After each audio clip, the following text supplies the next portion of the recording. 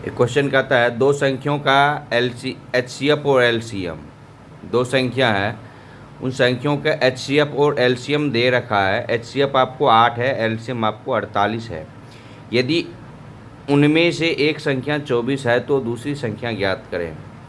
आपको जब कभी इस तरह सवाल दिए हो, LCM HCF दे रखा हो, एक संख्या दे रखा हो, या तो दो संख्या दे रखा हो और आपको एक HCF या LCM कोई दे रखा हो, तो तीसरी संख्या बोलता है ज्ञात करने के लिए। ठीक है, यहाँ दूसरी संख्या बोल रहा, तो यह होता है क्या है, इसका जो फॉर्मूला होता है HCF मल्टीप्लाई LCM बराबर पहली संख्या मल्टीप्लाई की दूसरी संख्या।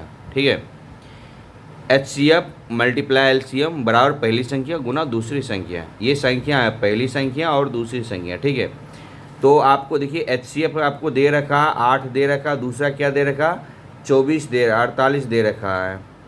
ठीक, पहला संख्या आपको दे रखा 24, पहला संख्या दे रखा 24, दूसरा संख्या नहीं कुछ हो तो x मान लो, नहीं कुछ तो है क्या मान लो, x मान लो। ये वाली जो दूसरी संख्या है इसको x मान लो। ठीक, इसको क्या मान लो, x मान लो। तो क्या होगा, इसको सॉल्व करते समीकरण, तो क्या होगा, इस साइड गुना इस साइड आके क्या हो जाएगा, भाग हो जाएगा। नहीं 8 गुना 48 बटे का 24 बराबर x। ये 24 दूनी 48 होता है और 8 दूनी 16, यानी x बराबर जो आपको निकल के आएगा, क्या निकल के आएगा, x बराबर जो निकल के आएगा 8 दूनी 16। ये 16 आपको क्या होगा, आंसर हो जाएगा। 16 क्या होगा, आंसर।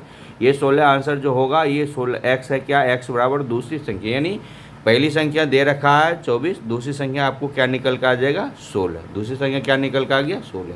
चलिए ठीक है, ओके।